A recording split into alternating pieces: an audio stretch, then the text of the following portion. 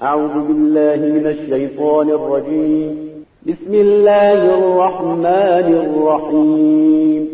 الحمد لله رب العالمين الرحمن الرحيم مالك يوم الدين. إياك نعبد وإياك نستعين. اهدنا الصراط المستقيم صراط الذين أنعمت عليهم غير المغضوب عليهم ولا الضالين. بسم الله الرحمن الرحيم. قل هو الله أحد الله الصمد لم يلد ولم يولد ولم يكن له كفوا أحد. بسم الله الرحمن الرحيم. قل هو الله أحد الله الصمد لم يلد ولم يولد ولم يكن له كفوا أحد. بسم الله الرحمن الرحيم. قل هو الله أحد الله الصمد لم يلد ولم يولد ولم يكن له كفوا أحد. اعوذ باللہ من الشیطان الرجیم. بسم اللہ الرحمن الرحیم. الحمد لأہلہ والصلاۃ علی اہلہا. السلام علیکم ورحمۃ اللہ وبرکاتہ. آؤ کتاب پڑھیں. اس پروگرام میں ہم آپ کی خدمت میں رہبران معصوم علیہم السلام ہم آپ کی خدمت میں پیش کر رہے ہیں. کتاب پڑھ کے سنا رہے ہیں اور گفتگو کا سلسلہ پیج نمبر 52 تک پہنچ چکا تھا، جس میں پیغمبر اسلام صلی اللہ علیہ وآلہ وسلم نے جب اپنی قوم سے یہ کہا کہ بتاؤ اگر میں تم سے یہ کہوں کہ صبح یا شام تم پر ایک لشکر جرار حملہ کرنے والا ہے تو تم اس بات کی تصدیق کرو گے؟ تو سب نے کہا کہ ہم نے آپ کو صادق و امین پایا، مگر ابو لہب پیغمبر اسلام صلی اللہ علیہ وآلہ وسلم کی بات کے اثر کو درہم و برہم کرتے ہوئے کہتا ہے کہ کیا تم نے انہی باتوں کے لیے ہمیں یہاں بلایا تھا؟ ابو لہب کی بے ادب گفتگو سے بات منقطع ہو گئی. پھر حضرت نے کچھ نہیں کہا. انہی جسارتوں، ایذا رسانیوں اور دشمنوں سے ساز باز کی پاداش میں خداوند عالم نے سورہ نازل فرمایا، تبتی یدا ابی لہب، ابو لہب کے ہاتھ ٹوٹ جائیں. یہاں تک گفتگو کا سلسلہ پہنچ چکا تھا آپ کی خدمت میں. آئیے گفتگو کو پھر شروع کرتے ہیں پیج نمبر 52 سے.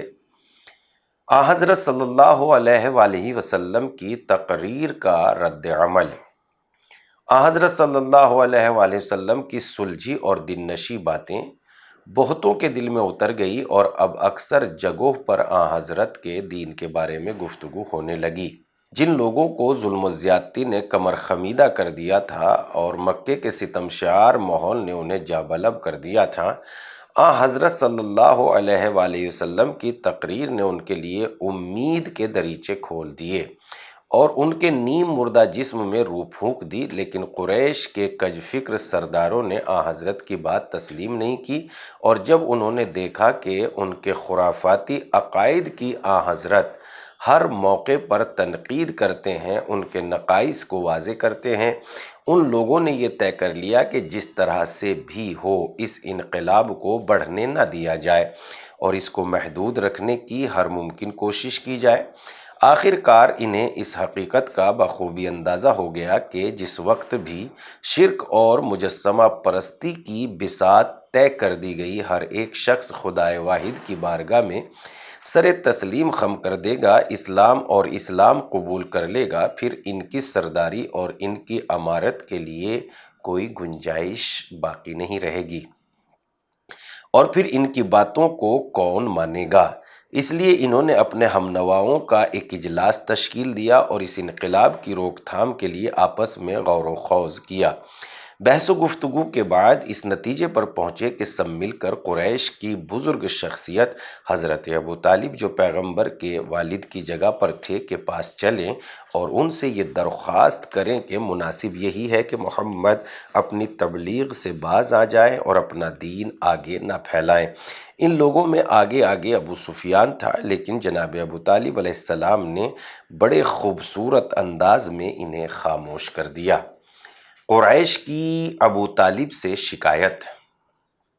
پہلی گفتگو سے جب خاطر خواہ نتیجہ نہ نکلا تو قریش ایک مرتبہ پھر اجتماعی طور سے حضرت ابو طالب کی خدمت میں حاضر ہوئے اور کہنے لگے، اے ابو طالب، آپ عظیم شخصیت کے مالک ہیں اور ہمارے درمیان آپ کو خاص حیثیت حاصل ہے۔ آپ ہمارے سردار اور ہمارے بزرگ ہیں اور ہمارے رہنما ہیں۔ آپ کی شرافتوں اور عظمتوں کا ہم سب احترام کرتے ہیں۔ اس سے پہلے بھی ہم نے آپ سے یہ درخواست کی تھی کہ اپنے بھتیجے کو روک لیجئے اور ان سے کہیے کہ وہ اپنی روش سے باز رہیں۔ آپ سے ہم نے یہ کہا تھا، آپ محمد کو منع کر دیجئے کہ وہ ہمارے خداؤں، ہمارے دین اور ہمارے آباء و اجداد کو برا نہ کہیں اور ان پر تنقید نہ کریں، لیکن آپ نے ہماری گزارش پر کوئی توجہ نہیں دی اور ان کو روکا نہیں۔ خدا کی قسم ہم اپنے آباء و اجداد کی برائی نہیں سن سکتے، ہم اپنے عقائد پر تنقید برداشت ہی نہیں کر سکتے۔ آپ اپنے بھتیجے محمد کو بس روک لیجئے اور ان کو منع کر دیجئے، ورنہ ہم مجبوراً ان سے اور آپ سے بھی جو ان کے ناصر و مددگار ہے جنگ کریں گے، یہاں تک کہ ہم میں سے ایک فنا ہو جائے گا۔ یہ کہہ کر وہ لوگ چلے گئے۔ جناب ابو طالب نے پیغمبر اسلام کو بلایا اور ساری روداد بیان کر دی۔ اس پر آن حضرت نے اپنے چچا سے فرمایا، چچا جان، خدا کی قسم اگر یہ لوگ میرے داہنے ہاتھ پر سورج اور بائیں ہاتھ پر چاند بھی رکھ دیں تب بھی میں اسلام کی تبلیغ سے باز نہیں آؤں گا اور اپنے مشن سے ایک قدم پیچھے نہیں ہٹوں گا، یہاں تک کہ اس راہ میں یا اپنی جان قربان کر دوں گا یا اپنے مقصد میں کامیاب ہو جاؤں گا۔ یہ فرما کر آن حضرت وہاں سے اٹھ کھڑے ہوئے۔ حضرت ابو طالب نے بھتیجے کو آواز دی، واپس بلایا اور فرمایا، خدا کی قسم میں تمہاری حمایت سے ہرگز دستبردار نہیں ہوں اور میں ان لوگوں کو اس بات کی مہلت نہیں دوں گا کہ وہ تمہاری طرف انگلی اٹھا سکیں۔ تمہارا جو دل چاہے وہ کہو۔ ایک مرتبہ قریش عمارہ بن ولید کو لے کر ابو طالب کے پاس آئے اور کہنے لگے کہ یہ خوبصورت اور طاقتور جوان آپ کی خدمت میں پیش کرتے ہیں، اسے قبول کر لیجئے اور اپنی اولاد بنا لیجئے اور اپنے بھتیجے کی حمایت سے دستبردار ہو جائیے۔ یہ سن کر حضرت ابو طالب بہت زیادہ ناراض ہوئے اور کہنے لگے، تمہاری پیشکش کس قدر بیہودہ ہے، میں تمہارے بچے کی پرورش کروں اور تم میرے بچے کو قتل کر ڈالو، خدا کی قسم ہرگز ایسا نہ ہوگا۔ قریش کی پیشکش۔ قریش نے یہ خیال کیا کہ دولت دنیا اور درہم و دینار کی چمک دمک سے پیغمبر اسلام کو روکا جا سکتا ہے۔ اس خیال کے ساتھ قریش پیغمبر اسلام کی خدمت میں حاضر ہوئے اور کہنے لگے، اگر آپ کو مال و دولت چاہیے تو ہم آپ کو عرب کا امیر ترین فرد بنا دیں گے، اگر شرافت اور سرداری چاہیے تو اس کے لیے بھی ہم حاضر ہیں، اگر آپ سلطنت اور بادشاہت کے خواہاں ہیں تو ہم آپ کو اپنا بادشاہ بنانے کے لیے تیار ہیں۔ جس چیز میں آپ مبتلا ہیں اور جس چیز کو آپ وہی بتا رہے ہیں، بہترین اور حاذق طبیب سے آپ کا علاج کرا دیں، مگر شرط یہ ہے کہ آپ تبلیغ سے دستبردار ہو جائیں اور اس سے زیادہ لوگوں کے درمیان اختلاف پیدا نہ کیجیے، ہمارے خداؤں، عقائد اور آباء و اجداد کو برا نہ کہیے۔ پیغمبر اسلام نے ان کے جواب میں ارشاد فرمایا، مجھے نہ تمہارا مال چاہیے نہ تمہاری سلطنت اور بادشاہت، خداوند عالم نے مجھے پیغمبر منتخب کیا ہے اور مجھ پر کتاب نازل کی ہے، اس نے مجھے اس بات کا ذمہ دار بنایا ہے کہ تمہیں عذاب سے ڈراؤں اور جنت کی بشارت دوں۔ میں نے اپنی ذمہ داریوں کو پورا کیا، اگر اب تم میری پیروی کرو گے تو کامیاب ہو جاؤ گے، اگر تم لوگوں نے میرے پیغام کو قبول نہیں کیا تو میں صبر و استقامت سے کام لوں گا۔ یہاں تک کہ خدا ہمارے اور تمہارے درمیان فیصلہ کر دے۔ جب قریش نے اچھی طرح سمجھ لیا کہ کسی بھی طریقے سے محمد کو روکا نہیں جا سکتا تو اب وہ اس بات پر تیار ہو گئے کہ محمد ہمارے خداؤں کو کچھ نہ کہیں، ہم ان سے کوئی سروکار نہیں رکھیں گے۔ لہذا پھر ابو طالب کے پاس آئے اور اپنا مدعا بیان کیا اور ابو طالب سے یہ درخواست کی کہ ہماری تجویز محمد تک پہنچا دیجئے۔ پیغمبر اسلام نے جواب میں ارشاد فرمایا، وہ بات جس میں دنیا اور آخرت کی سعادت اور جس کے نتیجے میں ان کو سرداری ملے گی اور ان کے سامنے بیان نہ کروں۔ ابو جہل نے کہا، ایک بات کیا آپ کی 10 باتیں سننے کے لیے تیار ہیں؟ اس وقت سب نے دریافت کیا کہ وہ بات کیا ہے؟ پیغمبر اسلام نے فرمایا کہ کہو لا الہ الا اللہ، خدائے واحد کے علاوہ کوئی خدا نہیں ہے۔ یہ بات سن کر قریش بہت ناراض ہوئے اور نا امید ہو گئے۔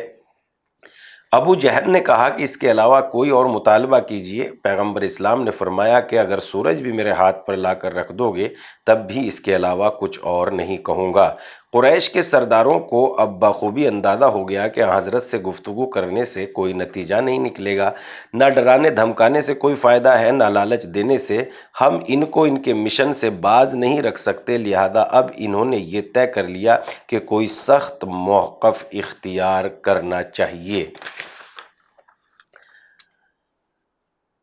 راہ کی دشواریاں اور قریش کی ایذائیں۔ جس دن سے پیغمبر اسلام نے اعلانیہ تبلیغ شروع کی اس وقت سے قریش نے اس بات کی کوشش کی کہ کس طرح اس آواز کو دبا دیا جائے اور اس کے لیے کون سا طریقہ استعمال کیا جائے۔ پہلے ان لوگوں نے دنیاوی جاہ و سلطنت کے لالچ دلائی، جب اس سے کوئی فائدہ نہ نکلا تو دھمکیاں دیں، طرح طرح سے ڈرانے کی کوششیں کیں اور جب اس کا بھی کوئی اثر نہ ہوا تو مختلف طریقوں سے ایذائیں پہنچانا شروع کیں تاکہ کسی طرح بھی اس آواز کو دبایا جا سکے۔ اس طرح پیغمبر اسلام کی زندگی میں نئے باب کا آغاز ہوا، ایذائیں، کینہ پروری اور دہشتوں کا باب۔ انسانیت کے ضوابط اور اخلاقی اصول بالائے طاق رکھ دیے گئے، چمکتے نیزوں اور آبدار تلواروں کا بازار گرم ہو گیا۔ ساری کوشش اس بات کی تھی کہ اسلام پھیلنے نہ پائے اور سرداران قریش کے رذیل مقاصد محفوظ رہیں، ناداروں کمزوروں پر ان کی سلطنت برقرار رہے۔ اس حقیقت سے بھی انکار نہیں کیا جا سکتا کہ اس وقت کے لوگوں کا فکری انحطاط بھی پیغمبر اسلام کی مخالفت کا ایک اہم سبب تھا۔ قریش کی مخالفت اس دن سے اور زیادہ شدید ہو گئی جب انہوں نے یہ سنا کہ پیغمبر اسلام ان کے بتوں، ان کے مجسموں کو بے وقت قرار دیتے ہیں اور کہتے ہیں کہ ان بے جان پتھروں سے کیا مانگتے ہو۔ پتھر اور لکڑی کے وہ بت جو ان کے بزرگوں کی یادگار تھے، جس کو وہ اپنے لیے سرمایہ افتخار تصور کرتے تھے، ان مجسموں پر تنقید سے انہیں اور تکلیف ہوتی تھی۔ اس کے علاوہ پیغمبر اسلام کی جدید تعلیمات ان کے طبقاتی نظام اور شخصی منافع کے خلاف تھی۔ قریش کے سردار یہ چاہتے تھے کہ وہ مزدور طبقے کا اسی طرح استحصال کرتے رہیں، غلاموں کی تعداد میں اضافہ ہوتا رہے۔ سود خوروں کی یہ تمنا تھی کہ سود اسی طرح رائج رہے اور غریب اپنے خون کا آخری قطرہ بھی سرمایہ دار کی نذر کر دے۔ طاقتور پہلوان یہ چاہتے تھے کہ نیزہ و شمشیر کے بلبوتے لوگوں کا مال اور ان کی عزت و آبرو لوٹتے رہے، اور وہ یہ جانتے تھے کہ دین کی تعلیمات ان کے اس رویے کی سخت مخالف ہے، ان کا مفاد خطرے میں ہے۔ ان لوگوں نے دین کی مخالفت پر کمر باندھ لی۔ جو لوگ اس مخالفت میں پیش تھے ان میں ابو جہل، ابو سفیان، ابو لہب، اسود بن عبد یاغوث، عاص بن وائل، عتبہ، شیبہ، ولید بن مغیرہ اور عقبہ بن ابی معیط وغیرہ سر فہرست تھے۔ ان لوگوں نے دین کی مخالفت میں کوئی دقیقہ اٹھا نہیں رکھا، طرح طرح کی تہمتیں لگائی، قسم قسم کی ایذائیں دی، ناسزا الفاظ استعمال کیے، اقتصادی ناکہ بندی کی، سماجی بائیکاٹ کیا، جو کچھ وہ کر سکتے تھے اس میں کوئی کسر باقی نہیں چھوڑی۔ لیجئے چند نمونے ملاحظہ فرمائیے۔ ایک دن جب رسول خدا نماز پڑھ رہے تھے تو قریش کے لوگ گوسفند کی گندگی اور اوجھڑی لائے اور کہنے لگے، کون ہے جو اس کو ان پر ڈال دے؟ عقبہ بن ابی معیط آگے بڑھا اور اس نے وہ اوجھڑی حضرت پر ڈال دی۔ حضرت کو بہت ناگوار گزرا۔ حضرت فاطمہ زہرا صلوات اللہ علیہا تشریف لائی اور انہوں نے اس کو ہٹایا۔ طارق محاربی کا بیان۔ میں نے دیکھا کہ پیغمبر اسلام لوگوں کے درمیان بآواز بلند یہ فرما رہے ہیں، یا ایھا الناس قولوا لا الہ الا اللہ تفلحوا، لوگوں اسلام اور توحید کی دعوت دے رہے ہیں، اور ابو لہب آپ کے پیچھے پیچھے چل رہا ہے اور پتھر مار رہا ہے، جس سے آپ کے پائے مبارک خون آلود ہو گئے ہیں۔ لیکن پیغمبر اسلام اس طرح لوگوں کو دعوت دے رہے ہیں اور ابو لہب یہ چلاتا پھر رہا ہے، لوگوں یہ شخص جھوٹا ہے، اس کی باتوں پر دھیان نہ دینا۔ مرسل اعظم کے علاوہ لوگ جو تازہ مسلمان ہوتے تھے ان کو بھی طرح طرح سے ستایا جاتا تھا اور ان پر وحشیانہ مظالم کیے جاتے تھے۔ ایک دن رسول خدا گزر رہے تھے کہ دیکھا جناب عمار اور ان کے گھر والوں پر مظالم کے پہاڑ توڑے جا رہے ہیں۔ حضرت نے فرمایا، میں تم لوگوں کو بہشت کی بشارت دیتا ہوں۔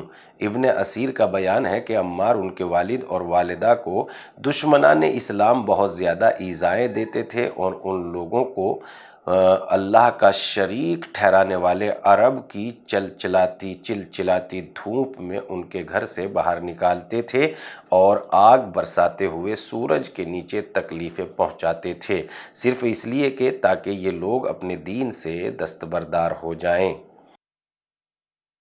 ناظرین، گفتگو ہماری پہنچ چکی ہے پیج نمبر 58 تک، لہذا گفتگو کا سلسلہ یہیں پر تمام کر دیتے ہیں، چونکہ وقت مختصر سا پروگرام ہے اور وقت میں اتنی گنجائش نہیں ہے، لہذا تھوڑا تھوڑا علم ہم آپ کی خدمت میں روز پیش کرتے ہیں تاکہ ذرہ ذرہ اور قطرہ قطرہ سمندر بن جائے۔ اس لیے آپ سے گزارش ہے کہ روز ان باتوں کو سن لیں اور دوسروں تک پہنچا دیں، انشاءاللہ خدا اجر عظیم عنایت کرے گا۔ والسلام علیکم ورحمۃ اللہ۔